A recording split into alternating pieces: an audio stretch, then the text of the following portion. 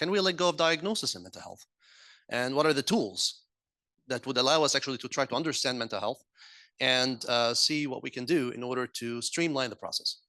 So if you think about the current culprits in mental health, it's kind of prevailed by the binary, the Boolean, normal, disorder. And can anyone here tell me what is normal? And actually, this is a bad legacy that we inherited from infectious diseases early in the 20th century that actually relates disorder to the presence of a causative agent, and the absence of which means normal. But apparently it does not work in mental health because there are a lot of variables. And I bet if we look around the room, a lot of us are expressing these things in one way or another, and we still call ourselves normal, right? Maybe not for me. So basically, in this kind of context, is this the only dichotomy that we're thinking about? It's not. There is a concept of happiness, and there's also the concept of well-being. And all of these things interplay in a very complex, not complicated manner that would actually allow us to think about our identities and how we live and how our morning coffee affects our well-being and how we will live the rest of the day and so on. That being said, unfortunately, it's one layer of things. This is the subjective thing that we think about, which is what we call symptoms or symptom networks, which is how you express yourself. But topologically speaking, beneath that, there's also a cognitive functions layer, where if we want to measure cognition and behavior in this kind of context, you get a lot more variables. And believe you me, there is a lot more variability there than you would imagine in the symptom networks. Not only that, but we have brains. And supposedly, if you believe that brain underlies behavior, then, or potentially even symptoms, then we end up with a significant interactive complex system that warrants significant understanding of this variability at each one of these layers, again, if I may call them layers.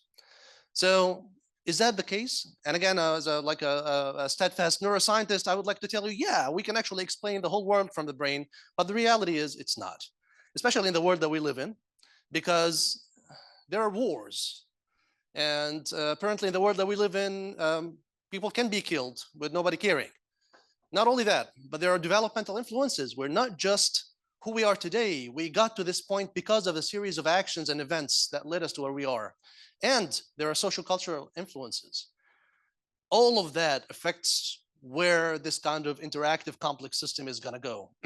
But the question is, can we reduce all of that to a set of active ingredients that allow us to actually, reduce the system in one way to deliver therapies that are psychological in nature and that can be actually delivered digitally, so that we can go from this vast variability into the community? So in other words, I want to go from the neural circuit to the community and back, completely bypassing the clinic, if that's possible, and being able to, think about the individual as a necessary component to form the population and the community. And this way, we are actually kind of trying to connect multiple strands of science, again, starting from the brain to cognition, to clinical science and intervention science, and ultimately to implementation science, in order to be able to, again, embrace the individual, because that's what mental health should be all about. And that's what well-being should be all about.